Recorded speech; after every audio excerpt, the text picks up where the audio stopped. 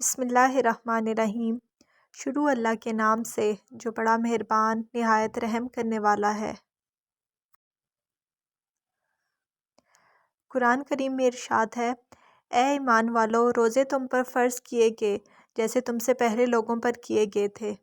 روزہ ہر مسلمان پر فرض ہے، اور فرض وہ عبادت ہے جس کی کوئی معافی نہیں، لیکن 9 لوگ ایسے ہیں جنہیں روزے معاف ہیں، یعنی ان لوگوں کو روزہ چھوڑنے پر کوئی گناہ نہیں۔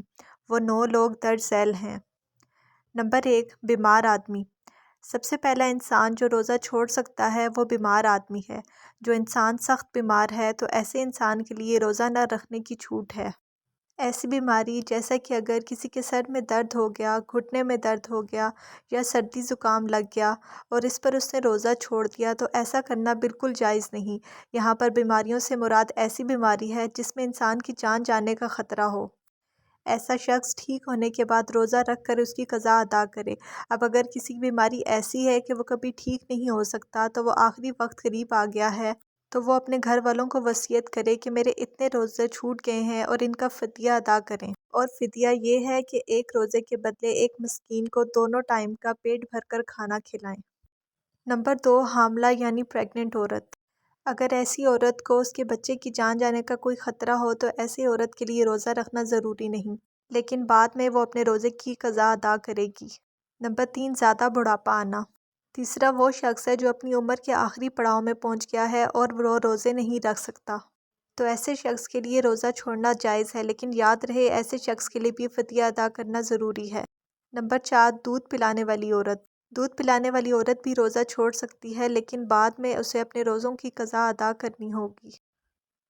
نمبر 5، پاگل یا دیوانہ شخص، یعنی وہ شخص جس کا ذہنی توازن خراب ہو چکا ہے اور وہ اپنے آپے سے باہر ہو چکا ہے، بہکی بہکی باتیں کرتا ہے یا پھر اچانک بے ہوش ہو جاتا ہے، تو ایسے لوگوں کو روزہ چھوڑنا جائز ہے، لیکن اگر وہ بعد میں ٹھیک ہو جاتے ہیں تو وہ اپنے چھوڑے ہوئے روزوں کو قضا کر لیں۔ نمبر 6، حیض و نفاس والی عورتیں۔ ایسی عورتیں جو ناپاک ہیں یا ایسی عورتیں جنہوں نے بچے کو جنم دیا ہے اور ان کا خون نکلنا بند نہ ہو، تو ایسی عورتوں کو نفاس والی عورتیں کہتے ہیں۔ ایسی عورت جب تک پاک صاف نہ ہو جائے اس کے لیے ضروری نہیں کہ وہ روزے رکھے، اور پاک صاف ہونے کے بعد وہ اپنے چھوڑے ہوئے روزوں کی گنتی پوری کر لے۔ نمبر 7، سفر پر ہونا یعنی مسافر ہونا۔ ایسا انسان جو حالت سفر میں ہے اس کے لیے روزہ رکھنا ضروری نہیں، لیکن اس کے لیے بھی حکم ہے کہ وہ اپنے سفر کے بعد اس روزے کی قضا پوری کر لے۔ نمبر 8، ایسا شخص جس کی جان جانے کا خطرہ ہو، یعنی اگر کوئی شخص تلوار لے کے کسی کے پاس آ جائے اور یہ کہنے لگے کہ تم نے اگر روزہ رکھا تو میں تمہاری گردن اڑا دوں گا، تو ایسا شخص روزہ چھوڑ سکتا ہے، لیکن جب حالات ٹھیک ہو جائیں تو اس کو چاہیے کہ وہ اپنے روزے کی قضا ادا کرے۔ نمبر 9، نابالغ بچہ۔ جیسا کہ ہم جانتے ہیں روزہ ہر بالغ انسان پر فرض ہے جو اپنے ہوش و حواس میں ہو، اس طرح روزہ نابالغ بچے پر فرض نہیں۔